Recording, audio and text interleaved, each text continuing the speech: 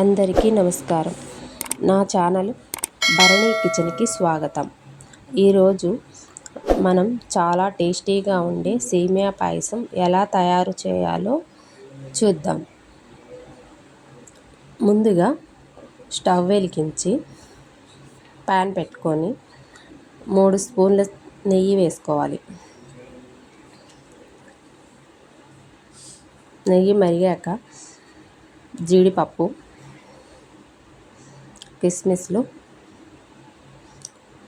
దోరగా వేయించుకోవాలి. మంట చాలా తక్కువగా పెట్టుకొని వేయించుకోవాలి, లేదంటే మాడిపోతాయి. అవన్నీ ఒక చిన్న బౌల్లోకి తీసి పెట్టేసుకోవాలి.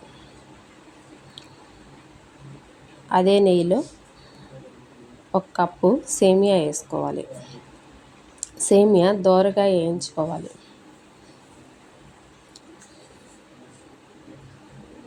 దోరగా వేయించుకున్న తర్వాత 2 కప్పులు పాలు పోసుకోవాలి.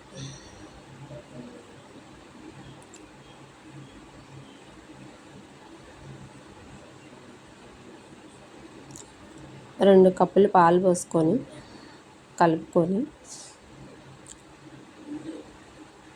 బాగా ఉడికించుకోవాలి.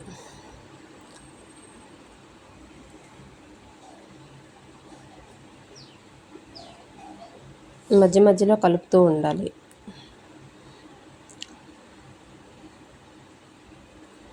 కలుపుతూ ఉంటే అడుగు అంటుకోకుండా ఉంటుంది.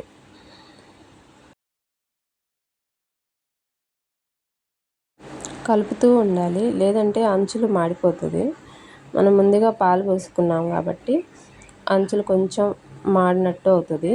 మనం అలా కలుపుకుంటూ ఉన్నామంటే మేగడలాగా వస్తుంది. అది కూడా ఎంతో టేస్టీగా ఉంటుంది. ఇలా ఉడికిన తర్వాత మనం 1 కప్పు పంచదార పోసి కలుపుకోవాలి. పంచదార కూడా వేసేసుకొని కలిపేసుకున్న తర్వాత తిప్పుతూ ఉండాలి, లేదంటే అది కూడా కొంచెం అంచులు పట్టేస్తుంది అన్నమాట. కలుపుతూ ఉంటే అది పంచదార కూడా కరిగేసేసి వాటర్ లాగా వస్తుంది. ఆ వాటర్ కూడా లాగేసిన తర్వాత యాలకులు, మనం ముందుగా వేయించుకున్న జీడిపప్పు, కిస్మిస్లు అవి కూడా వేసుకొని